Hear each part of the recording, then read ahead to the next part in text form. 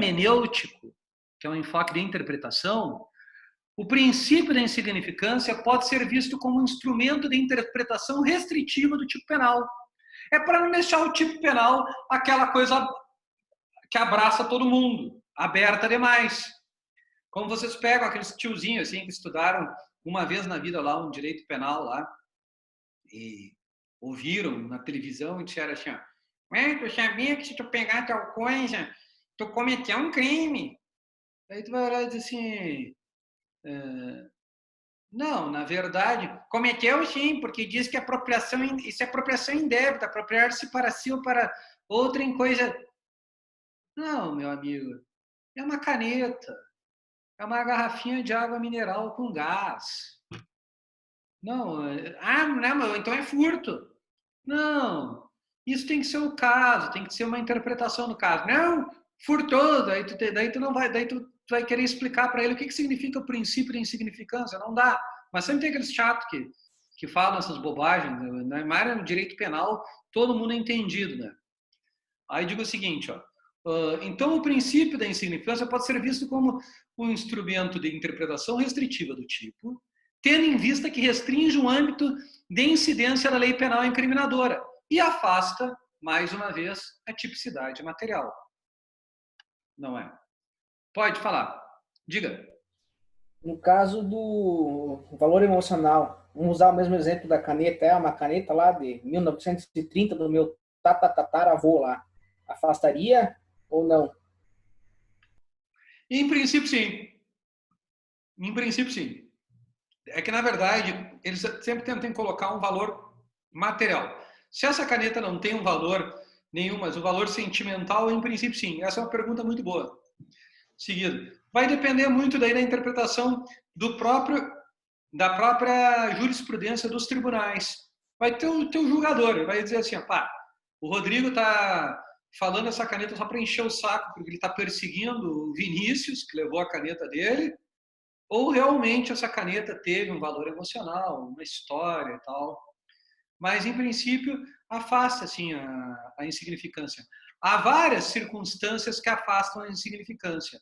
E nós vamos aprender agora os 4 vetores trazidos pelo Supremo Tribunal Federal. São 4 vetores, uma jurisprudência de 2004, da relatoria do ministro Celso de Mello, que balizou como é que a gente identifica quando há princípio ou não da insignificância. E isso vai cair na prova de vocês. Por quê? Porque amanhã ou depois vocês vão fazer um concurso tu já é concursado, mas digamos que tu queira fazer um concurso para delegado, para juiz, tu não esteja satisfeito só com isso, e isso cair alguma coisa sobre o princípio de insignificância, vocês podem ter certeza que vai cair sobre os 4 vetores ou 4 critérios que o Supremo Tribunal Federal instituiu para que seja considerado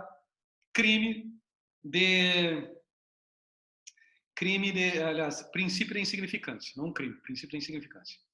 Mas a doutrina criou também uma figura que não pode ser confundida com o princípio da insignificância ou princípio da bagatela, que se chama a bagatela imprópria ou infração bagatelar imprópria. Anotem aí no caderno de vocês. Bagatela imprópria. Tem nos meus slides, mas anotem para gravarem. Não é todos os livros que trazem isso. Eu encontrei isso num outro livro, até para concurso público. Mas como eu vi que isso está caindo, como isso eu vi que está sendo exigido pelas bancas, eu acabei colocando para vocês. Na bagatela imprópria ou irrelevância penal do fato, que não se confunde com o princípio da insignificância ou princípio da bagatela própria, conquanto presentes o desvalor da conduta e do resultado. A conduta não foi legal, desvalorada. O resultado também não foi legal. Evidenciando conduta típica, formal e materialmente. O cara cometeu uma conduta, um furto formal e materialmente aquilo que ele furtou realmente não dá para chamar de bagatela ou de insignificância. Antijurídica, contra o ordenamento jurídico. E culpável, o sujeito é maior de idade, não fez isso sob inexigibilidade de conduta diversa, ele podia se comportar conforme a lei. A aplicação da pena, considerando as circunstâncias do caso concreto, em especial o histórico do autor do fato, torna-se desnecessária. Então, há alguns casos em que tu tens o fato típico, material e criminal, ilícito e culpável, ou seja, houve o crime, mas aí a pessoa olha e diz assim, ó, não vale a pena aplicar, considerando a pena para esse crime. O Rodrigo cometeu o crime, mas nós não vamos penalizar ele. Tá entendendo? Porque na infração, quando você aplica o princípio da insignificância ou o princípio da bagatela própria, que é a mesma coisa, insignificância ou bagatela própria, tu não comete crime, porque excluiu a tipicidade, não é verdade? Porque não há tipicidade material. Na bagatela imprópria, tu cometeu o crime, só que o juiz ou o tribunal deixam de aplicar a pena para ti porque acham que não vale a pena. O sujeito é velho demais, é uma bobagem, aquilo não tem por que aplicar a pena. Tá entendido? Entenderam? Então, parte da premissa que a função da pena, sanção, não pode ser meramente retributiva, mas, acima de tudo, preventiva. Aí, assim, todos vocês têm avós? Todos vocês têm avós? A Andressa tem. Tu já não tem os avós, Vinícius. Então eu pergunto para ti. Que idade tem os teus avós, Rodrigo? 85, minha avó. 85 tem a tua avó. Que idade tem o teu avô, Andressa? 91.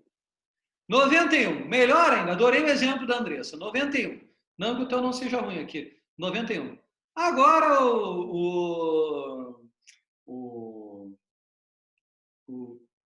o avô da Andressa vai lá e comete um crime.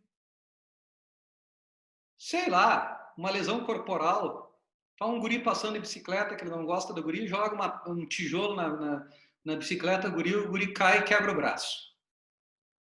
Lesões corporais, normais, dolosas. Ele cometeu um fato típico? Cometeu? Formalmente, é típico? Materialmente, é típico também? Quebrar um braço não é uma coisa insignificante. Puxa vida. Ainda mais o guri, coitado, lá pedalando, tava pedalando lá, sei lá eu que o guri fazia com a bicicleta. Cometeu um crime. É ilícito isso aí? É antijurídico? É contra o ordenamento jurídico? Não fez em legítima defesa, não fez nada. Fez porque não gostava do guri. O avô da Andressa é culpável? Não sei se ele... não tem Alzheimer, não está esclerosado nem nada. Está lá, são e certo. Agora, me respondam uma coisa. Vale a pena aplicar uma pena nele? Tem motivação aplicar uma pena num senhor de 91 anos de idade? É só retributivo. Tu acha que ele vai aprender? Não jogue mais. Não, vou dizer, pô, avô, não ferra, né? Não vai jogar pedra na bicicleta da gurizada aí. Fica na tua. Ele, tá, tudo bem. Não vai servir pra nada uma pena. Não tem um fim preventivo. E tal. Ou para mostrar para todos os velhinhos de 91 anos para não jogarem pedra. Pô, quantos velhos de 91 anos existem na sociedade? Desculpe, mas são poucos. São poucos ali, ó. Tem aí o Lima Duarte, que está com quase 91, o Estênio Garcia, que está com 87. Eu estava vendo um dia desse a idade dos atores, essas porcaria. A quarentena tem disso, né? O cara fica, às vezes, no celular e começa a olhar umas coisas que não tinha. Bom, ainda que o crime esteja plenamente configurado, incluindo na força deste advérbio de modo o reconhecimento de lesão ao bem jurídico, a pena, enquanto resposta jurídica estatal ao crime, pode não ser aplicada desde que presente fatores que comprovem a sua inocuidade ou contraproducência. É inócua, é contraproducente tu aplicar uma pena para um senhor de 91 anos de idade. Todos concordam, né? Sim? Andressa, está trancando teu vídeo aí. Eu acho que é a tua internet. Bom, agora nós vamos para a parte mais importante de todas.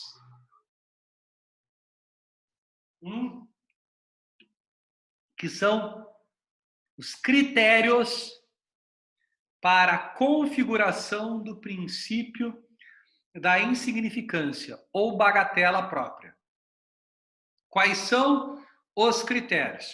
Conforme entendimento do Supremo Tribunal Federal, o princípio da insignificância tem o sentido de excluir ou afastar a própria tipicidade penal examinada na perspectiva de seu caráter material.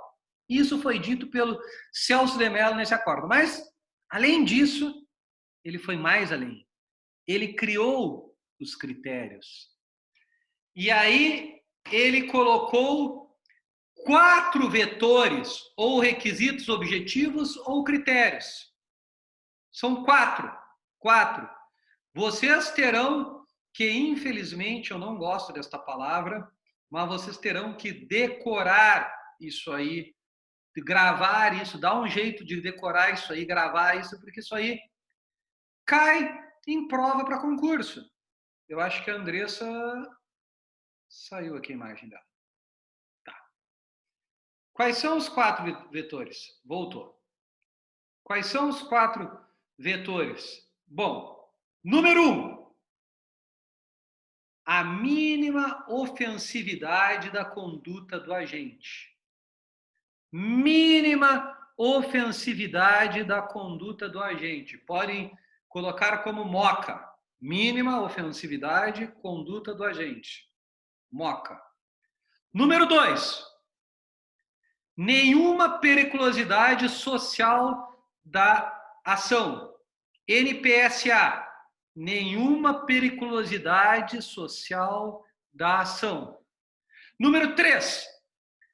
Reduzidíssimo grau de reprovabilidade do comportamento. O comportamento tem um grau reduzido de reprovabilidade. Reduzidíssimo grau de reprovabilidade do comportamento. E número 4, a inexpressividade da lesão jurídica provocada. A lesão jurídica provocada é inexpressiva. Vamos aqui. Então, eu coloquei essa jurisprudência completa, inclusive dizendo que um adágio, um brocardo latino, da onde surgiu o princípio da insignificância. Quem trouxe o princípio da insignificância pela primeira vez ao direito penal foi um sujeito chamado Klaus Hoxin, que ainda está vivo, que eu falei para vocês, um jurista alemão famoso, chamado Klaus Hoxin. E ele disse que de minimis non curat pretor. Esse é que significa que não se pode punir minimamente, o mínimo não pode punir, não tem porquê o direito penal.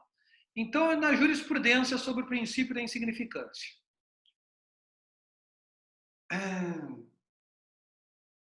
Primeira coisa que eles têm que se considerado, alguma. Vamos dar casos de princípio da insignificância. Furto. Vinícius tá louco para fazer um churrasquinho na casa dele. Convidou uma mulherada lá, botou um pagode lá, uma pagodeira. E aí, quando foi ver, gastou muito dinheiro comprando cerveja, energético, vodka, não sei mais o que, para as gurias. Quando foi ver, não tinha dinheiro para comprar carne. E aí ficou com vergonha de ficar pedindo para as gurias dinheiro para comprar carne. Então ele vai lá no mercado